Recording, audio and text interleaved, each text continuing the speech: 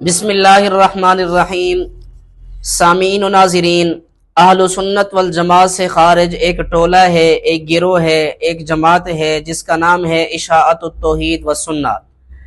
انہی کی جماعت کے ایک موصوف اٹھے اور انہوں نے اہل سنت والجماعت پر الزامات لگائے، کچھ شبہات پیدا کیے، کچھ اعتراضات کیے اور اعتراض کر کے کہا یہ صحابہ کرام رضوان اللہ علیہم اجمعین کے گستاخ ہیں، یہ گستاخ صحابہ ہیں، گستاخ رسول ہیں۔ ان کی تقریریں اور تحریریں دونوں اس بات پر شاہد ہیں کہ یہ گستاخ صحابہ ہیں۔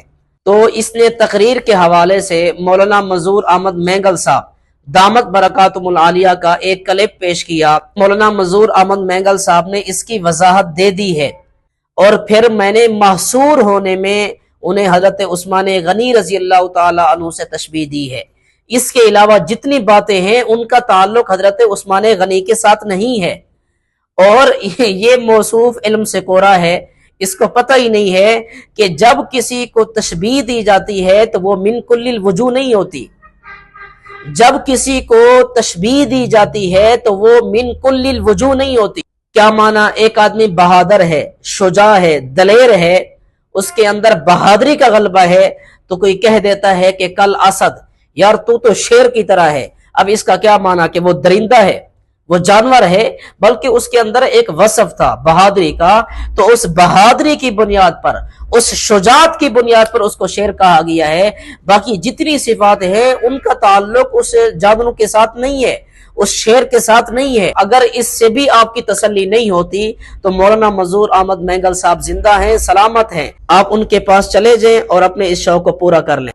تو کیا موصوف کو کبھی موصوف کی زبان سے یہ بات نکلی جو کہ مولانا امین اکاڑوی صاحب نے تجلیات صفدر میں حضرت امیر معاویہ کے گھر کا جو منظر پیش کیا ہے اور جو گھر کا نقشہ پیش کیا ہے، کیا اس کے متعلق کبھی موصوف کی زبان سے کوئی لفظ نکلا؟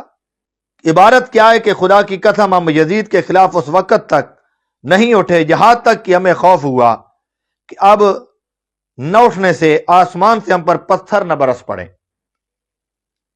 یہ وہ آدمی ہے جو باپ کی ان لونڈیوں سے صحبت کرتا ہے جن سے باپ کی اولاد پیدا ہوئی، اور بیٹیوں اور بہنوں سے بھی صحبت کرتا ہے، شراب پیتا ہے، نماز نہیں پڑھتا۔ یہ نقشہ ہے جی کہ یزید اپنی بہنوں سے زنا کرتا ہے۔ وہ کون ہے؟ یزید کون ہے؟ یہ حضرت امیر معاویہ کا بیٹا ہے، اور بہنیں کون ہیں؟ حضرت امیر معاویہ کی بیٹی ہیں۔ یہ زنا کرتا ہے ان سے۔ یہ نقشہ اس نے پیش کیا، آج تک تیری زبان سے ایک لفظ نہیں نکلا۔ دیکھیں صاحب، یہ ایک خط کا جواب ہے جو حضرت اکاڑوی نے لکھا، تاریخی روایات لکھی یزید کے حوالے سے بطور الزام۔ جس بندہ سے گفتگو ہو رہی تھی خط و کتابت کے ذریعے، ان کو یہ روایات لکھی، لیکن یہ تاریخی روایات ہیں جن کا کوئی اعتبار نہیں۔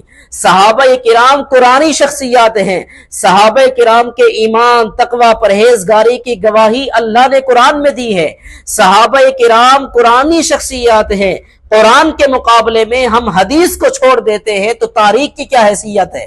اس نے حضرت آدھی بات کو پیش کیا، اگر یہ مکمل بات کو پیش کرتا تو پھر اعتراض پیدا ہی نہ ہوتا، یہ اشکال ہی نہ پیدا ہوتا۔ حضرت موصوف نے پرلے درجے کی جہالت اور بددیانتی کا مظاہرہ کیا ہے۔ یہ میرے پاس خارجی فتنہ ہے مولانا قاضی مظہر حسین کی۔ کیا آپ نے کبھی کہا ہے کہ انہوں نے کیوں لکھا ہے کہ حضرت امیر معاویہ اور اس کے گروہ کو باغی لکھا ہے اور طاغی لکھا ہے؟ کیا یہ گستاخی نہیں ہے؟ تمہیں یہ نظر نہیں آتی؟ اس لیے ذرا اپنی اداؤں پہ غور کرو، ہم عرض کریں گے تو شکایت ہوگی۔ دیکھیں حضرت قاضی صاحب رحمت اللہ علیہ نے پوری بحث کی ہے، انہوں نے یہ بھی لکھا ہے کہ صورتاً باغی تھے نہ کہ حقیقتاً، اور ساتھ انہوں نے یہ بات بھی لکھی ہے کہ ہم ارباب عظیمت ان کی طرف صورتاً بغاوت کی نسبت بھی نہیں کرتے۔ یہ ساری باتیں اس میں لکھی ہوئی ہیں، لیکن حضرت موصوف نے تھوڑا سا حصہ اٹھایا، اہل سنت والجماعت پر اعتراض کرنا شروع کر دیا، اور آخر میں اس نے کہا ہے کہ جی عطا اللہ بندیالوی کے نعرے لگتے ہیں، ان کا مجمع ہوتا ہے، ان کا استقبال ہوتا ہے جو اہل سنت والجماعت کو ہضم نہیں ہوتا۔ اور بابا اگر یہ بات ہے تو آپ ذرا احناف میڈیا سروس کا وزٹ کریں، آپ کو پتہ چل جائے گا کہ جلن کس کو ہوتی ہے۔ ابھی کچھ عرصہ پہلے استاذ محترم متکلم اسلام مولانا محمد الیاس گھمن صاحب دامت برکاتہم العالیہ کا جو بنگلہ دیش کا سفر ہوا، آپ اس سفر کو دیکھیں، حضرت استاذ محترم کے مجمع کو دیکھیں، اور اسی طرح ٹھاٹ باٹ کو دیکھیں، آپ استاذ محترم کے اسٹیٹس کو دیکھیں، آپ کو پتہ چل جائے گا کہ جلن کس کو ہوتی ہے۔ اللہ کریم سے دعا ہے اللہ رب العزت ہمیں اسلاف کی پیروی میں دین کی خدمت کے لیے قبول فرما لے۔ وآخر دعوانا الحمدللہ رب العالمین۔